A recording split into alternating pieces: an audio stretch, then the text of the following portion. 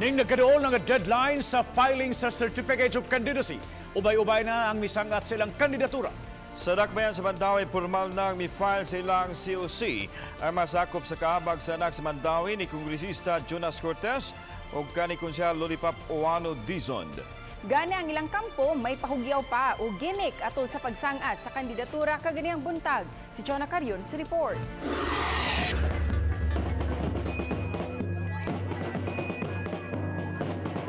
Hugyaw ang pag-file sa Certificate of Candidacy sa kaabag sa anak sa Mandawi kaganiha. Pasado alas 8 sa buntag, mi-file sa ilang COC ang kampo ni Kongresista Jonas Cortez kinsa magpapili pagkamayor. Iyang running mate nga si board member Glenn Bersede ug ang ilang mga sakop nga magpapili sa konseho sa Dakbayan. Giubanan sila sa pag-file sa ilang COC sa ilang mga supporters gikan sa nagkalain-laing barangay sa Dakbayan. Napuno ang buhatan sa Comelec Mandawi sa mga supporters o kabanay sa mga nagpapili. Matud nila ni Cortez ug Bersede nga andam na gyud sila nga mobalik sa ilang mga pwesto kanhi. Samtang gikalipay ni Cortez ang pagsuporta sa apuhan ni Mayor Kisumbing sa ilang partido. Kaluyan ta, pabalik ta sa City Hall. Kani ako ipasalig nga ato ibalik ang performance governance system.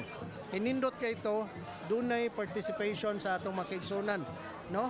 Ang tanang stakeholders involved sa planning, execution, labaw tanan dunay transparency. Ipasalamat sa suporta nila like way back 2016 o 2013 mao gyapon ni mga tuhanan ng support nato.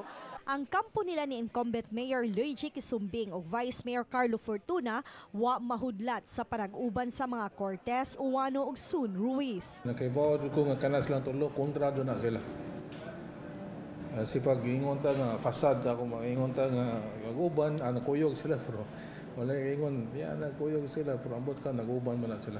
Samtang sa pasangil ni Cortez nga ilang gitaktak ang usa ka libo ka mga job order personnel, giklaro ni Vice Mayor Fortuna nga ilang gibasihan ang performance sa maong mga personnel din kasagaran gingong nalambigit sa korupsyon. Suma sa Vice Mayor, padayon nilang gi-apply ang performance governance system sa Dakbayan. Gitandi sab ni Fortuna ang pagloan sa kasamtangang administrasyon alang sa Tukurong Government Center sa pagloan usab ni Cortez kaniadto alang sa katukuran sa bagong merkado. Nang hinaot si Fortuna nga dili nila linglahon ang katawhan. Alang sa kasayuran sa uban, unsa man ang dating Mandawi.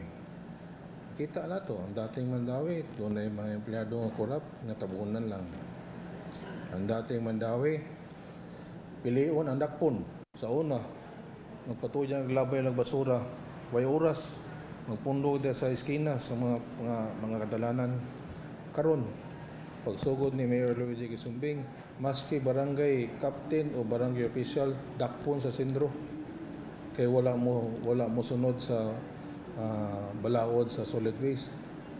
So way pili. Ang hugpong Mandawihanon sa pagbabago ni Kisumbing og Fortuna gikatakdang mo file sa ilang COC karong Miyerkules. Chona Carion, Balitang Bisdak.